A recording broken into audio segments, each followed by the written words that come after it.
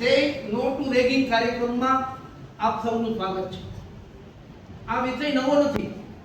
આપણા સૌ માટે રેગિંગનો વિષય બહુ જૂનો છે. વર્ષોના વર્ષોથી આ સાંભળ્યા કરીએ છીએ.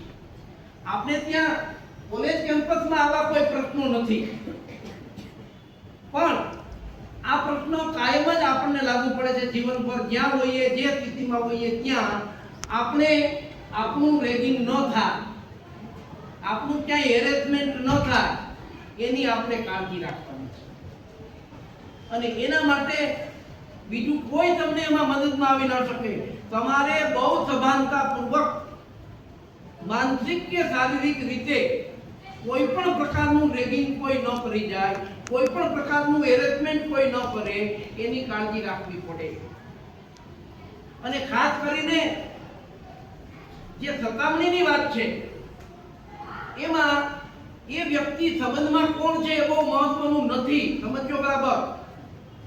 એ ચાલે તમારા પ્રિન્સિપાલ તરીકે હું હોઉં, ટીચર હોય કે આપણા સામાજિક વર્તુળનો કોઈ પણ સંબંધ હોય, જો સેફ ડિસ્ટન્સ નહીં રાખો, એનાથી એક અંતર નહીં બનાવો, જો તમે લક્ષ્મણ રેખા કે મારે ક્યાં અટકી જવાનું છે એની જાગૃતતા નહીં રાખો, તો ગમે ત્યારે ને ગમે ત્યાં ભોગ બનતો. એટલે મારી આપ સૌને ફરી ફરીને વિનંતી છે કે મારે ક્યાં અટકી જવું, કોનાથી કેટલું અંતર રાખવું, એની આરે કેટલી મારે ભાષાની છૂટછાટ લેવી, કોને કયા પ્રકારનો રિસ્પોન્સ આપવો, એ બહુ મહત્વની બાબત છે. મારી સામે કોઈ હશે તો મારે હસવું કેમ એ તો મારા હાથમાં છે ને. મારે એને કેવો રિસ્પોન્સ આપવો એ મારા હાથમાં છે. મને કોઈ ટચ કરે જાણતા કે અજાણતા તો મારે એને કેવો રિસ્પોન્સ આપવો એ તો મારા હાથમાં છે. મને કોઈ લોભ આપે, લાલચ આપે તો ઈ મારે એમાં પડવું કે કેમ એ મારા હાથમાં છે. આજકાલ વધુ ને વધુ પ્રશ્નો લોભ લાલચને હિસાબે પણ થાય છે. પેલો સિંગમનો ડાયલોગ છે ને કે મારી જરૂરિયાતો જ ઓછી છે એટલે દમ છે.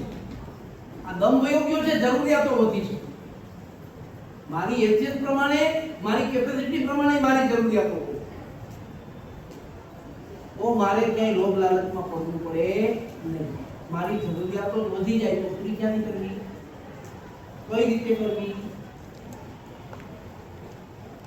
હું તો ગમે ત્યાં ગમે એવું ભોજન લઈ શકું, ગમે તે પ્રકારના ટ્રાન્સપોર્ટમાં આવી જઈ શકું, મને કઈ ફરક જ ના પડે, મારી જરૂરિયાતો જ મર્યાદિત. એટલે આ બધી બાબતોમાં તમારી સભાનતા, અવેરનેસ બહુ મહત્વની છે, જે પ્રમાણમાં ઓછી છે. માટે આ ચિંતા છે. એટલે વધારે સમય ન લેતા બેન આવ્યા છે ઘણું કહેવાનું છે. મારી આમાં તો બહુ જાણકારી નથી, પણ આ મારા જે કઈ વસ્તુનો અનુભવ છે.